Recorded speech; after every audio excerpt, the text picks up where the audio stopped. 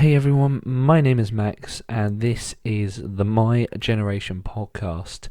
Today I wanted to talk about the top 10 or top 20 films of the decade. I wanted to go over from the year 2010 all the way through to 2019, the current year, and just go over my favourite films that have come out in this period of time.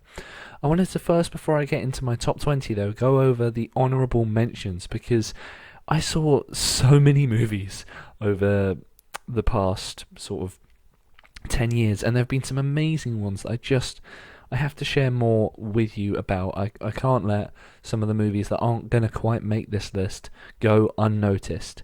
So firstly, I wanted to go over some of those honourable mentions, as I said. The first one being Sicario, one of my favourite action movies of the decade. It came out in 2015. Denis Villeneuve is one of my favourite directors. His storytelling techniques in here that keep you feeling tense and on the edge of your seat for the whole film are just incredible. Really worth watching as an action movie. My next honourable mention is Isle of Dogs, a 2018 Wes Anderson movie. It's a incredibly fun adventure movie. The animation is probably one of the best I've ever seen. Really heartfelt story. Doesn't quite make the list because I think it gets a little predictable toward the end, but actually a really, really great film, especially if you're a fan of dogs. This is right up your street. The Revenant, a very high quality movie in terms of raw brutalness. In terms of a thriller, this is a great one to go with, quite similar to Sicario in terms of tone, but also got family heritage mixed in there. It's a really gritty movie. The performances from Tom Hardy and Leonardo DiCaprio are incredible. Interstellar, another honourable mention. Doesn't quite make the list, but it's a really, really powerful sci-fi movie. I really love the score for this film. I love what it does playing with time. I think the ending's a little weak, which is just why it doesn't quite make this list, but the grandness of the movie, the scope is incredible. Secret Life of Walter Mitty is a film that I relate to. It's a 2013 movie. It stars Ben Stiller. It's a really great movie. It was actually the first time I'd ever heard of David Bowie. Was watching this film. It talks about a man who sort of daydreams quite heavily, and those were sort of consuming his quite normal life, and he went and actually did those things. I really relate to this movie, I feel. Just in terms of where I was at in my life when I first saw it, it inspired me to get up and go. The next film, an honourable mention, is Wind River, another really, really intense thriller set in America. It's just such a great movie. Jeremy Renner, lead star. You feel for every single character in this movie. Wind River was a big surprise. I expected it to be quite a good movie, but fairly average, and every single scene just surprised me and kept going. Next is Chronicle, which I believe is the best found footage movie of all time so far. And for the decade, easily the best found footage movie. It's got sci-fi elements, it's got elements of friendship and the closeness of a bond of three young men, and what you can do when you have new powers and how you take and use those powers when they come to you. Just a really great movie. Definitely if you want a great found footage movie, young American sort of college level student experience. It's really, really good. It's sort of a sci-fi thriller again. Shutter Island, the twists in that. Leonardo DiCaprio, probably one of his best performances, I think. It won't be the last time I mention his name when we get into the actual top 20. A quality 2010 movie. The Martian, I believe Matt Damon's best ever performance. Came out in 2015. I just love the communication of humanity and the way that everyone comes together to try and get this guy home. No matter who you are, no matter where you come from, everyone's on the same mission to try and get this man home, and it's such a powerful, uplifting story. Loving Vincent. It came out in 2017. It is the first movie that is 100% oil painted. They shot this whole movie, but it's about Vincent van Gogh, and so what they did is they shot the whole movie, and then they went and got over 100 painters to go in and paint every single frame of the film. It's incredible. I love this movie so much. The story, you could say, is a little bit simplified, but the art style, the dialogue, the performances are incredible, and you feel those performances through the oil paintings. Just stunning. The Red Turtle.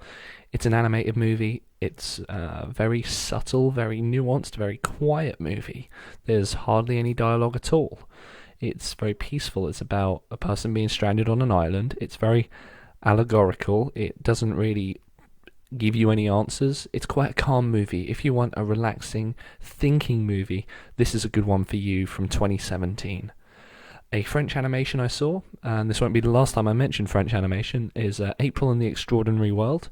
Came out in 2015. It's like a steampunk, retro, industrial age movie with some sci-fi elements. You go on a wild adventure with this movie is all I'm going to really say about it, but I thoroughly recommend it. It's one that surprised me, really. It opened me up to the world of French animation, and I definitely want to hear more about this genre. It's a great film. Next is in the honourable mentions list is T2 Trainspotting. I believe one of the best sequels. Came out in 2017. A lot of these movies are going to be from 2017 because I honestly think that this was the best year of the whole decade. For me personally, it's the year I watched the most movies. It's the year I started, where I had a little bit more free time to go and actually experience movies in cinemas, which is maybe why a few more of these are on this list, but there are some great movies from every year in this decade, and T2 Trainspotting is a beautiful sequel to the original. It pays so much homage, but then brings something new to the table. It explores what would happen with the young Scottish boys and what would happen as they grow up into men. It's quite realistic. It's got some brutal imagery, and whilst the specific issues that they're touching on I have not had any experience with. I was quite heavily into video games growing up, and I think that addiction is something that sort of transcends all of us, no matter what it is. So what the movie is talking about in regards to addiction, I think has a place in all of us, no matter what. Next is Whiplash, a 2014 movie. Whiplash is great. It's a movie about obsession, about obsessing to be the best in something, which I strongly feel. I saw Whiplash, even though it was a 2014 movie. I saw it this year in 2019, and 2019 I think is the year I've done the most work ever. 2019 has been a beautiful year, and I just feel through this year I've gained so much, and this movie sort of encapsulated that feeling for me. If you want a story with a character who's constantly trying to do his best and succeed and become a master of something, this is a very empowering movie. It's a great one. Definitely check out Whiplash for those reasons. Upgrade, it's a 2018 movie and one of my favourite action movies of all time. There are some higher that go up into this list, but Upgrade's amazing. The way the camera work is what makes it. It's kind of like Venom in concept, where you've got a character who is having their body taken over by a chip that can control them, and it's about the sort of ethics of that in a modern world, but it's a futuristic style of film, and the ending of Upgrade is truly great. Amazing action, amazing ending. I didn't expect the ending to be so good for Upgrade. Definitely check this out. It's a movie that flew under the radar. And we've got a few more movies in this list, definitely to throw out there. The Party is a 2017 movie that almost feels like a theatre piece. It's all about the dialogue in The Party. I absolutely love that. It's got Cillian Murphy. I think one of his actually his best performances. Its plot's so simple but so effective, and I really love it for that. It's a movie that just kind of exists and is really small and contained. There's so much tension in it, despite the fact that it's just a couple of people in a room at a celebration, and yet it extracts so much tension, and you feel for all the characters, and they're all moving around each other, and they all have different motives, and those motives are very clear to you as the audience, but not each character. Quality stuff. If you want incredibly handcrafted dialogue, this and a couple other movies I'll mention other one to go for. The Party 2017. My next movie is Annihilation, a 2018 movie starring Natalie Portman. It's a really unique one, Annihilation. It's a twist on action sci-fi with a thriller and horror element. It's about a sort of environment where it's something called the Shimmer, and it's growing. And the Shimmer, everything inside it is the alien life form is sort of merging nature and getting sort of things, sort of wildlife to actually merge with the nature around it. So you get animals merging in with the landscape and vice versa, and it's really, really interesting. The sort of mid part of it has a really great horror scene, which I've mentioned on the podcast before, but yeah, high quality stuff. I mentioned it in the Halloween special actually because it handles its horror elements really well. Next is Roma, a 2018 movie I saw on Netflix. Roma just comes out of nowhere, doesn't it? It's gorgeous to look at. It touches on some really personal emotions. It's a really heartfelt movie. You never stop feeling for the protagonist. It's all done in black and white, and it has a lot of pans. Its pan is its biggest strength, the way it pans through scenes, and you get to see so much of the environment. Roma is gorgeous and a standout movie and deserves all the awards it got. One of the few documentaries I'll mention on this list is Tower, a 2016 documentary about a shooting in America from a clock tower. And it's an incredible documentary because you feel like you're there. It's a mix of cartoon, well, not cartoon, it's animation from the event mixed in with documentary interviews, mixed in with real footage from the event. And it gives it a cinematic quality, but it still feels real at its root. And that's what makes this special. It's a documentary I didn't expect to enjoy so much either, because it's not a situation that I've ever had any experience with, and yet I felt so invested in their story. Coming nearly to the end of our honourable mentions, I know it's a lot of films to take in this episode. I want to give you so many films to go away and watch, because I feel like all of these movies deserve some time, because they've all been such a great part of my year. Or, well, past 10 years. Next is Blue Valentine, a 2010 movie that it talks about the deterioration of a relationship, but shows it juxtaposed with the beginning of that same relationship. And it's one of the most emotional movies of the year. It feels like one of the most real movies, just because of how personal this feels, and you can tell the director, Derek Cianfrance, has put so much of himself into this movie. It's emotionally so intense, seeing what you can imagine really happening to a couple that are falling apart, but at the same time seeing the joy of them first meeting each other.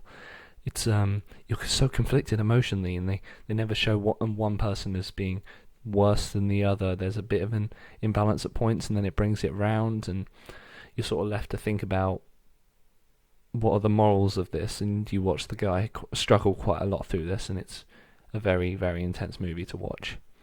The next one I wanted to talk about was Detachment, a 2011 movie starring Adrian Brody. It's an interesting one about the process of teaching, about lessons, about how we all have lessons to learn. It's a really interestingly shot one. It didn't quite make it into the list because I wasn't a massive fan of the editing or the cinematography, but the story and the performances really pull this movie through. And the last honourable mention, well, the last two, are two 2019 movies, which are I Lost My Body and Marriage Story. I mentioned them both at the end of the month in just a bit more detail for my best of 2019 list, where I'll be talking about less movies but in more detail. And I Lost My Body is another French animated movie, which follows a young French man and how he falls in love with a girl that he meets when he's doing pizza delivery. And the other story is of a severed hand, which is trying to make its way back to its body, hence the title. It's incredible. The art style is amazing. I would really recommend I Lost My Body. And Marriage Story, 2019, starring Adam Driver and Scarlett Johansson. It's directed by Noah Baumbach, and it's not the last time I'll mention Noah Baumbach, because he's the way he writes dialogue is absolutely stunning. It feels so real, and it feels quite a similar movie to Blue Valentine, but Derek Cianfrance, and who I will also be mentioning again later on in this video, and Noah Baumbach are two of my favourite directors working at the moment because of how they work with real dialogue. And Marriage Story explores the legalities of the deterioration of a relationship, but interestingly, in Marriage Story, the couple still get on, so you're conflicted even more as their relationships deteriorating, but they're still happy around each other. It's such a strange one, but and you feel so much and for each character. And when there's little pockets of rage that bottles up and explodes out, it really hits you because you end up feeling so much for these characters. Now, into my top 20 movies of the decade. I hope that you enjoyed the honourable mentions. I know it's gone on for maybe a little bit longer than expected, but there were actually more movies I wanted to talk about. So many great ones came out, and now I'm just going to use this time to talk about the top 20 and just go into a little bit more detail about some of them. So at number 20, I'm going with Nocturnal Animals. I was really torn about what movies would drop off of the top 20 and what ones from the best of the rest really almost made it onto the 20th and 19th and 18th positions. But I've put Nocturnal Animals at 20th, starring Jake Gyllenhaal. The way it plays with narrative is really interesting because it's the perspective of a book being written, and the main character's reading the book that's been written, and they feel themselves in it, and they put the characters around them in the book that you end up seeing as well, so you're seeing parallel timelines. But it's a really brutal film about relationships and obsession and the corruptness of a relationship, and when it all starts to deteriorate. But it also paints a picture of beautiful modern art as well. So it's a hard movie to watch, Nocturnal Animals. I can't deny that it's a very difficult film to watch, but I'd really recommend it. Again, the performances in that are stunning.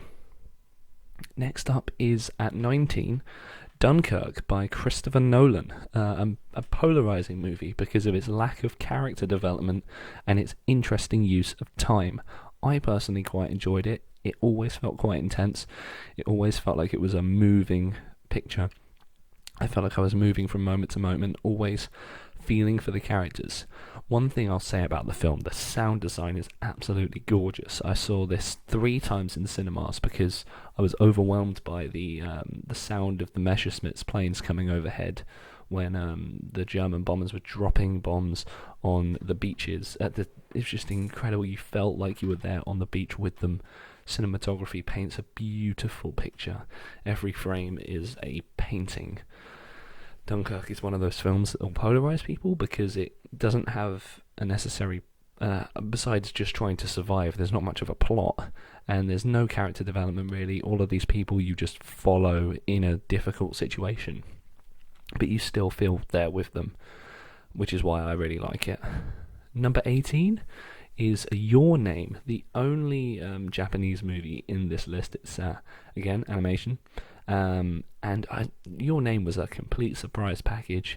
It explores a body swap scenario where two young Japanese students end up swapping bodies, and one is more based in the city, one more based in the countryside, and it's how their stories link and connect. And the emotional connection, the romance between them, the tragedy of them trying to work out what their connection is really something special to watch. And I thought sort of a third into Your Name that it was quite an average movie, but then when the middle act starts to unfold, I was just getting more and more invested every time. And it's not a traditional sort of Japanese film. It's so much more. It's quite accessible, and I would thoroughly recommend Your Name if you want a film that's very emotional, plays with time in an interesting way, and is just a bit of a surprise package. Because I don't think that many people saw Your Name, especially as a Western audience, but I would thoroughly recommend. Next is Prisoners. Prisoners was such an interesting film in terms of tension and thrill. It's exploring the disappearance of 2 children and the maze that they have to go through to try and find what's happening. It's again Jake Gyllenhaal and also Hugh Jackman are the two main stars, and it's the way that they both cope with this situation. Jake Gyllenhaal is a by no means perfect detective who's been put onto this case, and Hugh Jackman is the father of one of the missing children. And it's about how, even though they're sort of the good guys, the ethical decisions that they take in order to try and solve this case. I'm fascinated by this film. It's again one that is explored in quite a sort of unique way in terms of tension, similar style to Sicario as well, and the ending leaves so much ambiguity, but you're also given enough pieces to put together the finale. And I think the finale is one of Prisoner's strongest points, so if you want another good thriller, that's an amazing place to go. Number 16 is Arrival. Now, Arrival, it's a film about the connection of humanity to an alien species. It's about communication at its heart, and it's about how when we see something we do not know or aren't used to, how there could be an initial hostility to it because it is different from us, and how we should attempt to try and connect with those things. It's a stunning movie to look at. I would say it's one of those films where the dialogue really is very important. It's use of the aliens that are in the film. Sort of these sort of ships come down to Earth across loads of spots, and it's about how those different places try to deal with the aliens and what their connection is with humans. And some of them obviously feel like they might need to actually just destroy this. Some of them are trying to communicate with it, and even though it's got these aliens in the film, it's about the human condition, and it's about our approach to the unknown. How we treat the unknown, and the aliens are merely an allegory for the unknown. And the way we communicate with that greater unknown, and the link between language and time. Arrival's a very poetic movie. Beautiful visually, but also very calm soundtrack. And I would, again, thoroughly recommend... I recommend every movie in this list, but Arrival is so peaceful and such a rewarding experience. Number 15 is Inception. Now, Inception came out in 2010. It's a movie that we've all seen. It's Leonardo DiCaprio, probably, and Joseph Gordon-Levitt's two of their best performances. It explores time travel and makes it coherent. They travel through layers of time, and yet you still feel every layer. There's so many really cinematic pieces, like the hallway scene where Joseph Gordon-Levitt's character is fighting a guard, that if he dies, it's all over, and they're fighting, but the whole world is spinning around because in the layer up above from them, a car has fallen over and he's spinning. It's the whole film is just filled with incredible moments like that. It's action, it's fast paced, but it has some soft moments. Again, Cillian Murphy's in it, and he actually has some of my favourite moments in the film. His connection with his father is really, really touching, and it's surrounded by all this action that's really powerful.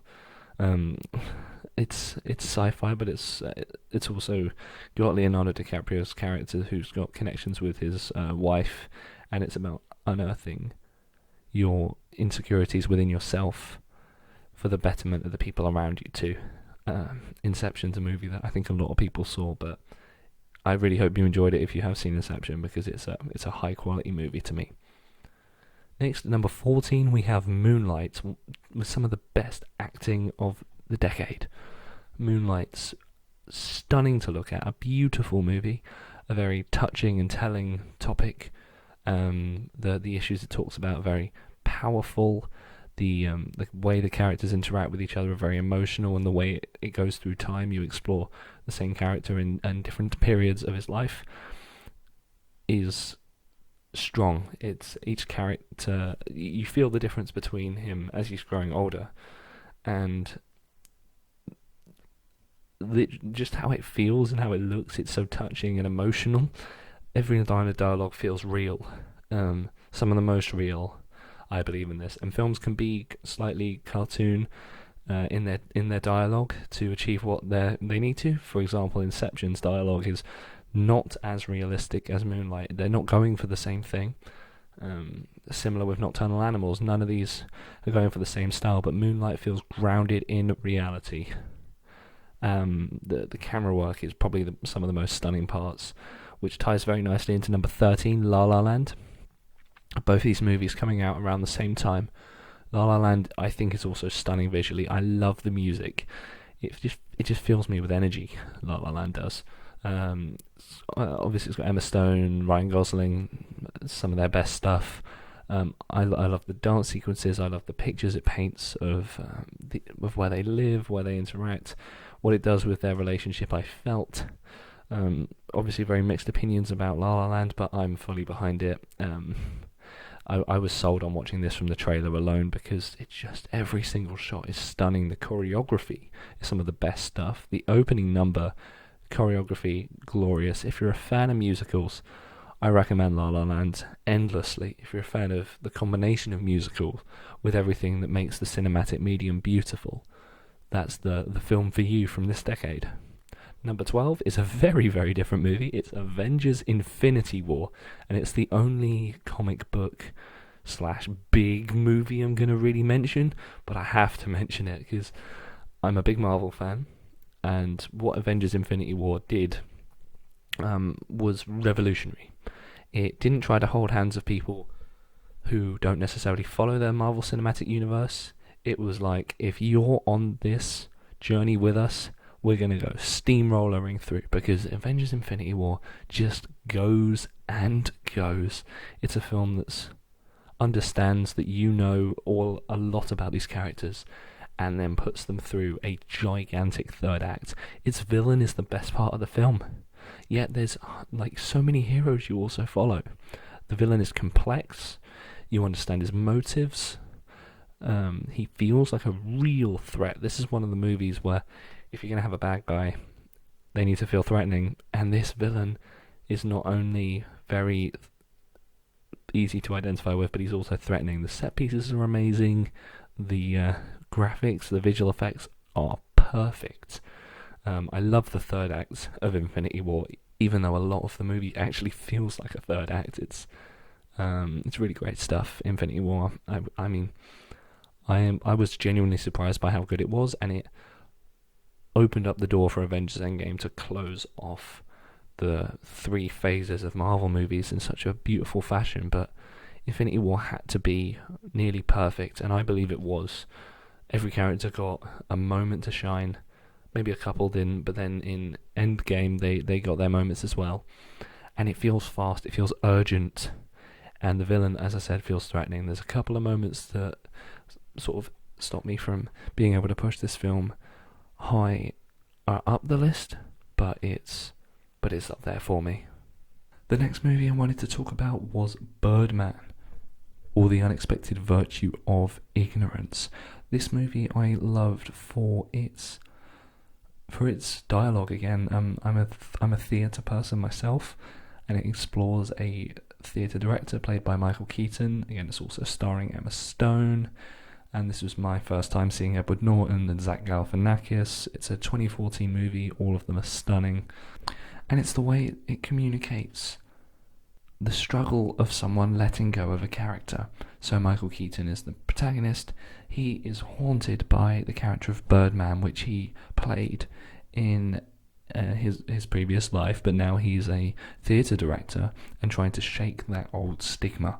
And it's the struggle of being an artist, which I resonate with so much, being a theatre director or theatre writer myself and a film director, that struggle to create good quality art. Its soundtrack is stunning. It's a jazz, spontaneous soundtrack. The film is also shot to look like it was done in one take, like a fluid theatre piece. Obviously you can tell where the cuts are, but that doesn't detract from it. Birdman's a really unique experience. Its trailers make it look like an action movie. It is not.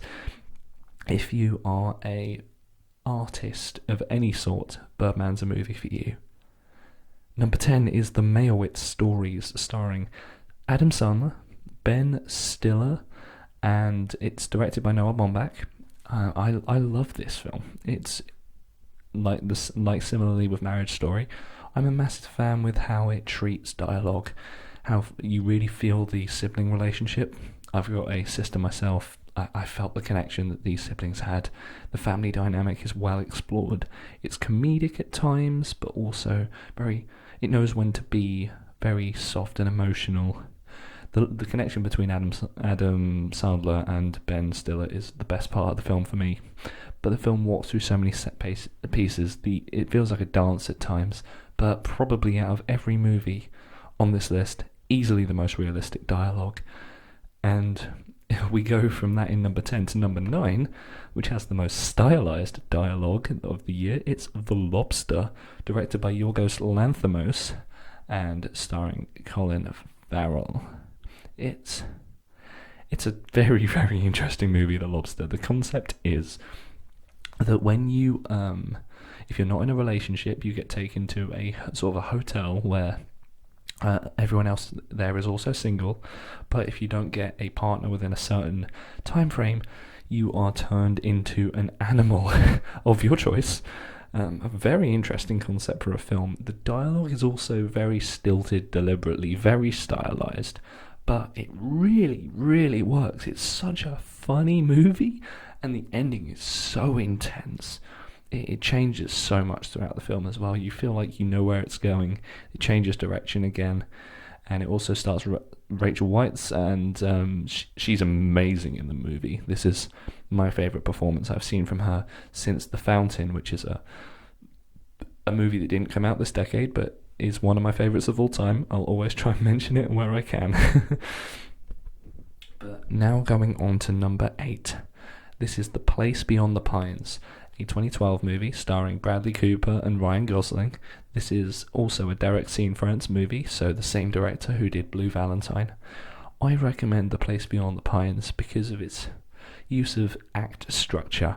It's generational, the way that someone will hand something down to a child.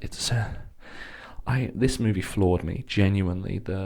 It takes some twists that I'm definitely not going to even hint at because you don't see them coming. It's a lifestyle thing, it's a connection, it's a legacy movie, it's a heritage thing. If you want a very interesting father-son type dynamic, especially what Bradley Cooper's got, and a moral story, but I find it hard to sort of pin how to sell The Place Beyond the Pines to you, but Ryan Gosling's amazing in it. He's taking up a role that's quite unique for him, and I think he nails it. And the morality of some of the decisions that the characters make are also very, very interesting. No character is perfect in this film. There is no good guy, there is no bad guy. Everyone's just doing their best. And it's about being trapped in a sort of village situation where you can't really get out as well, which I find always a very interesting topic. Number 7 is The Grand Budapest Hotel, the only Wes Anderson movie that made it into my top 20. It's the 2014 movie starring Ralph Fiennes, and it's also got Saoirse Ronan in it. A brilliant cast. One of the funniest films of the year. Its colour palette is also outstanding. Every single frame is perfect. It's Wes Anderson at his most Wes Anderson. It's a funny, witty. Acting's amazing. Also, the dialogue is hyper stylized. It goes through many layers of flashback, but you always still feel like you know where you are.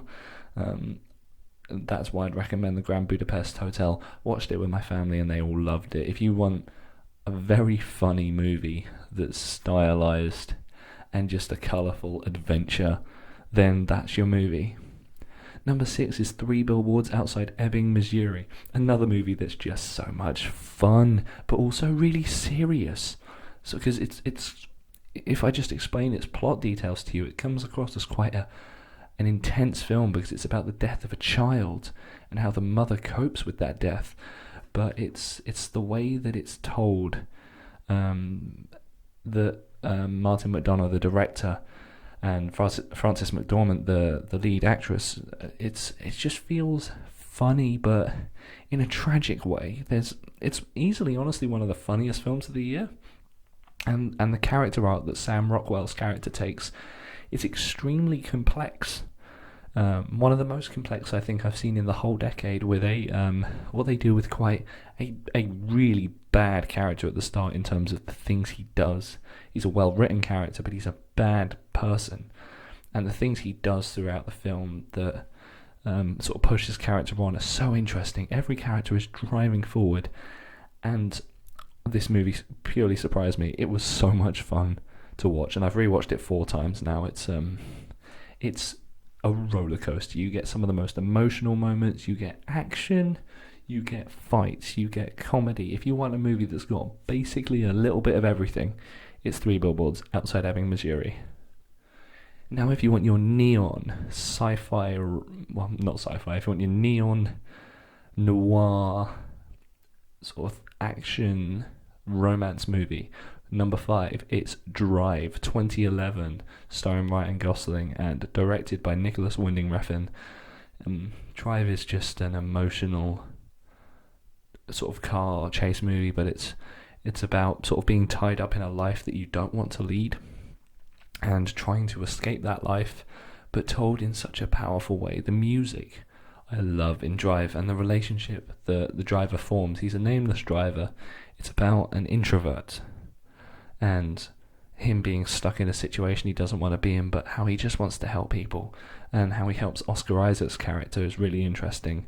Again, the film's amazing action set pieces and constantly twisting and turning. The villains are almost pantomime. They're very, very black and white in terms of what they want to do, but what they do with some of those villains is also really great, because you fear them too. So no, Drive is easily one of the best movies of this entire decade. Next is Mad Max Fury Road, and this is just pure action. What an incredible Mad Max movie. It's the first one I had ever seen, and I am hooked on Mad Max Fury Road. Its plot is so simple. You get chased for the entire film in this war rig in a dystopian future, where the person who's basically running this whole thing is had all of his wives have been taken away because they're trying to escape. It's about that escape. It stars Tom Hardy as Mad Max. The character of Furiosa is easily the best in the film, but it's the action set pieces and the chemistry between the two lead characters that are what makes this, because all of the effects are practical, and that's what's so stunning about this film. I don't know how they made it, and I rewatch it because every time I do, I feel like I'm in the set piece. Every set piece has its own complexity and its own merits. Why is Mad Max Fury Road so good? Its plot isn't so complex, but if you want pure action and adrenaline pumping cinema, easily the best film of the decade. Now we move into our top 3 films. We're going to be going with a more avant-garde film here, a film that I don't think many of you would have heard of. It's a 2017 movie by Daniel Lowry called A Ghost Story, starring Rooney Mara and Casey Affleck. The story is Casey Affleck's character dies right at the start, and it's Rooney Mara's character coping with this, but also Casey Affleck's character comes back as a ghost that then hangs around the house, and the ghost is in like a child's Halloween costume, effectively. But it is honestly one of the most emotional films I have ever seen. The first hour is extremely slow, but you need that slow first hour for the last half an hour to hit you. It's in reference to place and where you live and where you grow up and what legacy you lead and how people remember you. It's just such a strong movie. I've never felt so full and yet so empty at the end of watching a movie. I saw it in cinemas, I've seen it at home a few times. It gets me every time. It makes me reflect on my entire life in full, vividly. A Ghost Story will stun you.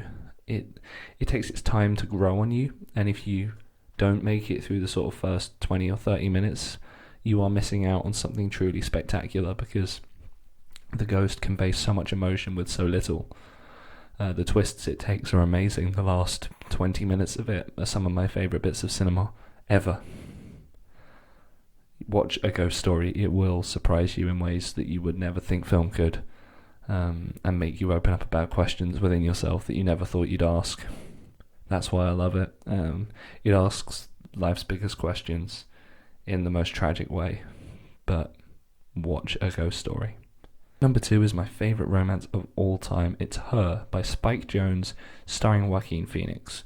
It came out in 2013, and Scarlett Johansson is the voice of a new operating system that Joaquin Phoenix's character gets a bit closer to, and they end up forming a romantic relationship. There's also Rooney Mara also features in this movie, and actually so does Star-Lord from Guardians of the Galaxy, interestingly, as sort of a co-character. But Her's main strengths are its dialogue, but also its intimacy. It's so emotionally real when it comes to relationships. It's my favourite movie that talks about what love means and what love is, what we can define as true love. I think if you're in a long-distance relationship, Her will also resonate with you. Because of the way that the two characters communicate with no physicality. And the way that relationship develops is absolutely astonishing. Joaquin Phoenix's best performance, the cinematography is beautiful, the colour palette is glorious. Every shot just feels so vivid and deep. It's slightly in the future, but not by much, and it's never specified. But it's a film I can watch over and over and over again. It never ceases to amaze me.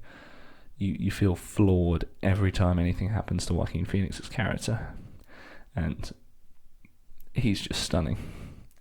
Now, my final favourite movie of the entire decade. And it feels odd to put this movie so high up, but it's actually Blade Runner 2049. And the reason I put it in such high regard is this film transports you through so many things. It's a really long movie but doesn't feel its runtime at all. It's an incredible sequel to Blade Runner. It's by Denis Villeneuve, who did Sicario, and I've trusted his work. It's also the cinematography is done by Roger Deakins, my favourite cinematographer of all time, and it's just the way this film unravels the idea of the chosen one being opened up and explored in a very unique way. The value of memory, whether our memories matter, whether it depends if they're real or whether they're implanted memories. I'm stunned by this every time I watch it, because you get to go to so many different places, you get to feel the entire depth of this world that's been built. It takes the foundation of the first Blade Runner and only expands on it. I think it's actually a better story than the original, but you can't deny that the impact that the original Blade Runner movie had on society and film as a whole is insurmountable. It shaped sci-fi as a genre. It stars Ryan Gosling and Harrison Ford. I just am so happy with what I saw in cinemas. It's the world building is incredible. The soundtrack is so scintillating.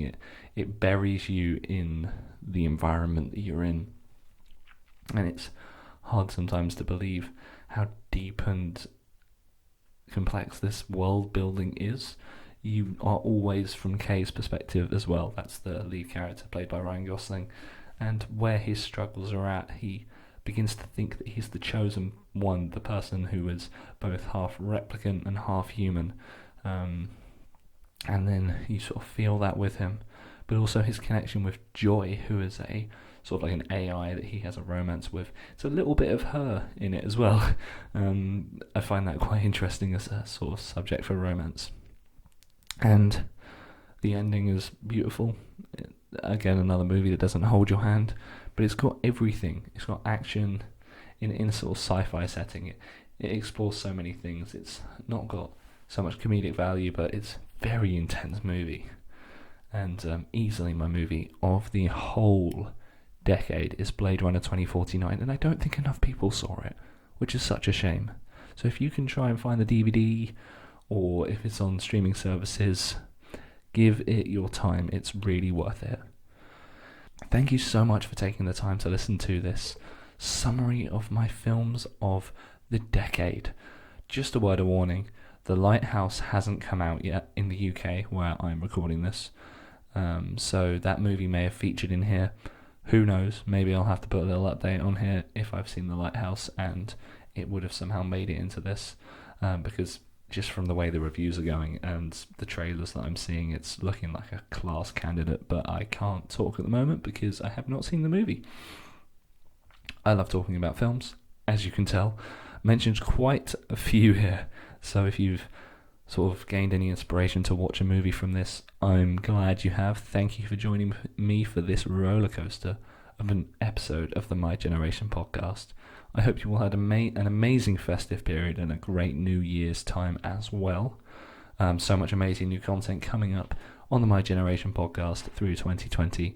Sammy will be doing a weekly music review of an album every week starting from March. There's a few episodes in and around this that have featured some as well, such as my birthday episode.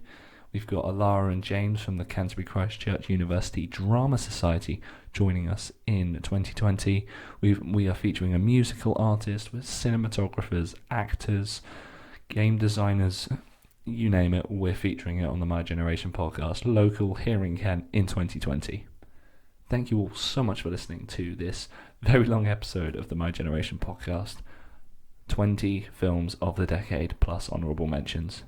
Leave your thoughts in the comments below and don't forget to subscribe and turn on post notifications so you never miss a new episode of the show every single Thursday from 6 p.m.